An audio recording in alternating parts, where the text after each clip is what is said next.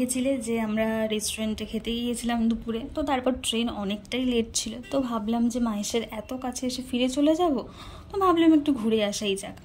আমাদের দুজনের এর আগে কেউই মাহেশের হ্রদ দেখিনি, তো যেমন ভাবা তেমন কাজ, সোজা অটোতে উঠে পড়লাম মাহেশের হ্রদ দেখার জন্য। রথের জন্য আমাদেরকে কিন্তু অনেকটা আগেই অটো থেকে নামিয়ে দিয়েছিল এবং ওখান থেকে হেঁটে হেঁটেই নাকি যেতে হবে। দুপুরের দিক বলে দেখো খুব বেশি ভিড় হয়নি এবং ওয়েদারও খুব একটা ঠিক ছিল না, আকাশে পুরো মেঘ করে আসছিল এবং ওই দূরে দেখো হ্রদ দেখা যাচ্ছে। কিন্তু কিছুক্ষণের মধ্যেই ওখানে পৌঁছতেই ঝমঝমিয়ে বৃষ্টি শুরু হয়ে যায়। বৃষ্টি থামার অপেক্ষা না করে আমরা বৃষ্টির মাঝেই ছাতা হাতে হ্রদ দেখার জন্য চলে গিয়েছিলাম, কারণ আমরা জানতাম যে বৃষ্টি থামলে আবারও সেই ভিড় হয়ে যাবে। তো যাই হোক, এই দেখো বৃষ্টির জন্য যদিও সব কিছুতেই ডিলে হয়েছিল। তোমরা হয়তো জানো যে মাহেশের রথ is the second oldest chariot festival in India and the oldest in Bengal.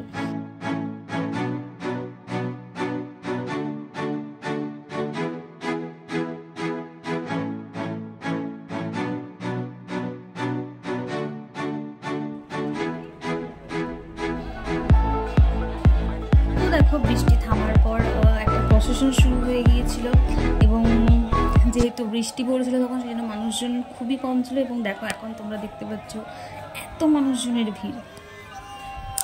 তো এখানে এসে একটা জিনিস বুঝতে পারলাম যে হিন্দু কালচার এবং ট্র্যাডিশনকে এখানে এত সুন্দরভাবে প্রেজেন্ট করা হয়েছে এই উৎসবের মাধ্যমে, এবং যেটা অনবদ্য লাগছিল দেখতে।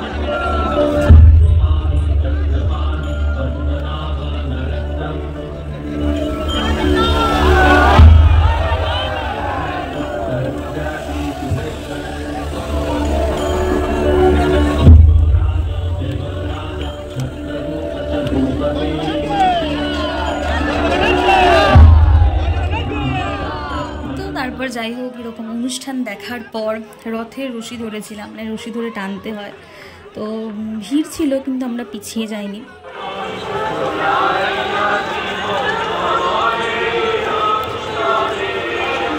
রথ দেখতে এত ভিড় এখানে খুবই ভালো লাগলো, কিন্তু এখন পর্যন্ত রথ টানা হয়নি, তো আমাদের বাড়িতে আমরা হেঁটে হেঁটে তারপরে টোটো ধরে নিয়েছিলাম, কারণ ট্রেন মিস হয়ে যেত, না হলে স্টেশনের দিকে যেতে হতো। তো মাঝে যাই হোক মোমো খেয়েছিলাম, একটু প্রচণ্ড খিদে পেয়ে গিয়েছিলো এবং এরকম বৃষ্টির ওয়েদারে গরম গরম স্যুপ আর মোমো জাস্ট ওয়াও লাগে। তো তারপর টাইমলি ট্রেনটাও পেয়ে গিয়েছিলাম।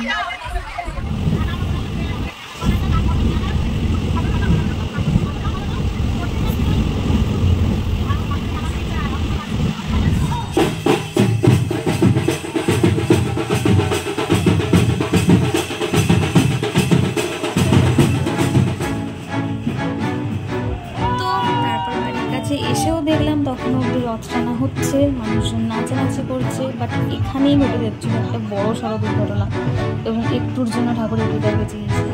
তোমরা দেখতেই পাচ্ছ সারা রাস্তা জুড়ে মানুষজনের ভিড় এবং মানুষ এদিক থেকে ওদিক যাতায়াত করছে। আর এইখানে দেখো একজন ভদ্রলোক, উনি রথ টানা থামাতে বলছেন, কারণ রথটা টানলে রথ আর আমাদের টোটোর যে সাইডে চাকা ছিল সেটা ক্ল্যাশ করে যেতে পারতো। তো দেখো উনি রীতিমতো ওনারা অটোটাকে একদিকে হেলিয়ে ধরেছিলেন এবং দেখতেই পাচ্ছ কীরকমভাবে রথ ট্রেনে মানুষজন এখানের মধ্যে দিয়ে পাস করে হয়েছিল। তো একটুর জন্য বেঁচে গিয়েছিলাম। যাই হোক, বাড়ির সামনেও এসে দেখলাম যে এখানেও কখনো অবধি রথ টানা হচ্ছিলো, কিন্তু এখানকার ব্যবস্থাপনা ঠিকঠাক ছিল বলে আমরা ঠিকভাবে বেরিয়ে আসতে পেরেছিলাম।